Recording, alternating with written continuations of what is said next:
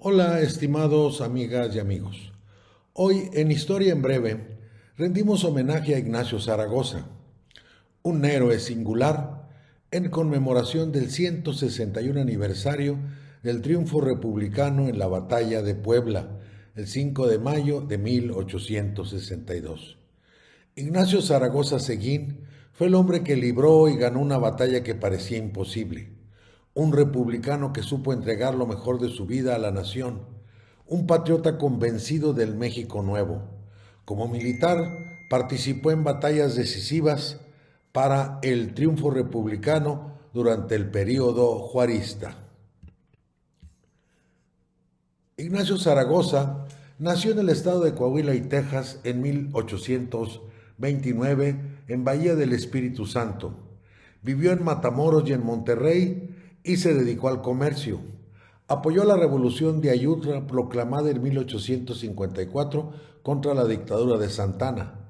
Participó en la toma de Saltillo en 1855. Ascendido a coronel, defendió Monterrey.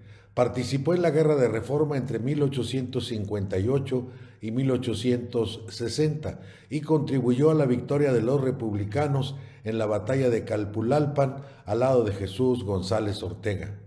Hombre sencillo, no portaba los blasones, medallas e insignias como el resto de los militares de mediano y alto rango. La botonadura de su casaca era normal, el dinero que le entregaban lo distribuía entre la tropa. Durante los años de la Guerra de Reforma, Benito Juárez estuvo trashumante, pero tras el triunfo de Zaragoza y González Ortega en la batalla de Calpulalpan, pudo asumir la presidencia de la República. El 13 de abril de 1861, Juárez nombró a Ignacio Zaragoza ministro de Guerra y Marina. No obstante, un nuevo conflicto sobrevendría. Los permanentes enfrentamientos entre liberales y conservadores dejaron al país en bancarrota. Juárez se vio obligado a suspender el pago de la deuda externa, una deuda extraña e inexistente. La deuda con Inglaterra, España y Francia resultaba incongruente, por lo tanto. Sin embargo, el gobierno juarista requería de tiempo y recursos. Los tres países, en reclamo por la suspensión del pago, sitiaron México con varias fragatas. Mediante los tratados de soledad en los que participaron Doblado y Zaragoza con los representantes de los países que reclamaban el pago, lograron el retiro de España e Inglaterra. No así Francia, pues Napoleón III aprovechaba la situación para justificar una invasión a México y llegar a Estados Unidos en plena guerra de secesión. En 1861 sobrevino la segunda intervención francesa. El 22 de diciembre de ese año, Zaragoza renunció al Ministerio de Guerra y Marina con el fin de luchar contra los franceses en el reciente formado Ejército de Oriente. Zaragoza convocó a varios generales para que se le unieran. Entre otros, consiguió el apoyo de indígenas zacapuaxtlas de Tetela de Ocampo y de la Sierra Norte. Pudo integrar un ejército con 7,000 hombres. Este ejército de Oriente se conformó con voluntarios, muchos de ellos sin experiencia militar y sin paga. En esas condiciones se enfrentó al experimentado ejército francés y sus aliados conservadores. En plenos preparativos para la batalla, el 13 de enero de 1862 falleció su esposa Rafaela Padilla de la Garza en la Ciudad de México, víctima de pulmonía. Con ella, apenas 5 años tenía de casado. Procrearon 3 hijos, 2 hombres y una mujer, de los que solo sobrevivió su hija Rafaela.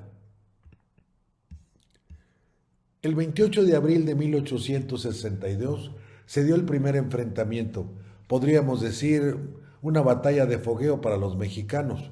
Fue la batalla en las cumbres de Acutzingo.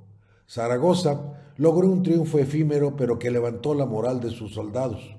Murieron 500 franceses y 50 mexicanos. Zaragoza, con todo en su contra, el 3 de mayo estableció en Puebla su cuartel general. Los poblanos, Movidos por los sacerdotes y conservadores, estaban a favor de los invasores, hasta preparaban un Te Deum para recibirlos. Zaragoza, en tanto, fortificó los cerros de Loreto y Guadalupe. El día 4 de mayo, Charles Ferdinand Lorenzes, al frente del ejército francés, avanza y prepara el ataque. Con soberbia escribió al ministro de guerra francés: tenemos ante los mexicanos tal superioridad de raza, de disciplina, de moral y de elevación de sentimientos, que ruego a vuestra excelencia decir al emperador que ya, desde ahora, a la cabeza de sus 6,000 soldados, soy dueño de México. Zaragoza, por su parte, sabe que su ejército está en desventaja en disciplina y armamento respecto al francés, pero también escribió: los libres no reconocen rivales, y ejemplos 1000 llenan las páginas de la historia de pueblos que han vencido siempre a los que intentaron dominarlos.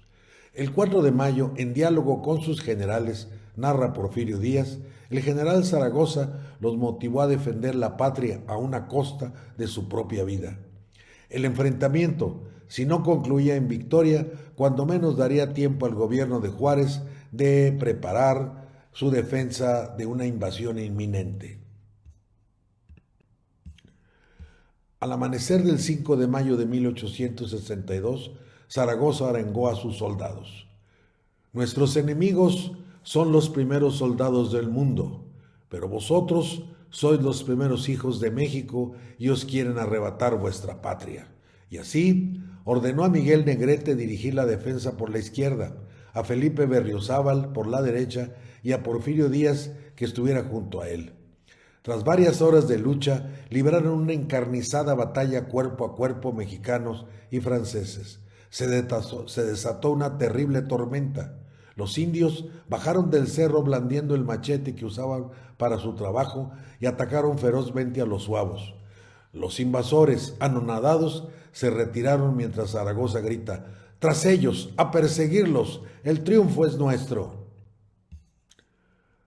Antes y durante la batalla, Zaragoza enviaba telegramas al ministro de Guerra y Marina informándole del acontecer en el campo de batalla.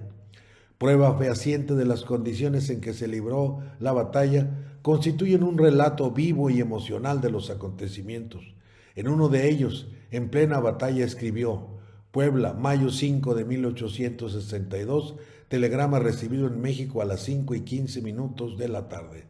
Excelentísimo señor ministro de la Guerra, sobre el campo a las 2:30 nos hemos batido. El enemigo ha arrojado multitud de granadas. Sus columnas sobre el cerro de Loreto y Guadalupe han sido rechazadas y seguramente atacó con 4,000 hombres. Todo su impulso fue sobre el cerro. En este momento se retiran las columnas y nuestras fuerzas avanzan sobre ellos. Comienza un fuerte aguacero. Después de un gran silencio, en el parte oficial de la batalla dirigido al general Miguel Blanco, ministro de Guerra y Marina, Zaragoza escribió: las armas nacionales, ciudadano ministro, se han cubierto de gloria, y por ello felicito al primer magistrado de la República por el digno conducto de usted en el concepto de que puedo afirmar con orgullo que ni un solo momento volvió la espalda al enemigo el ejército mexicano durante la larga lucha que sostuvo. Tras la victoria, Ignacio Zaragoza se trasladó a la Ciudad de México para luego regresar a Puebla, donde murió de una fiebre tifoidea el 8 de septiembre de ese mismo año, con solo 33 años de edad. En su honor, la ciudad de Puebla lleva su nombre, Puebla de Zaragoza.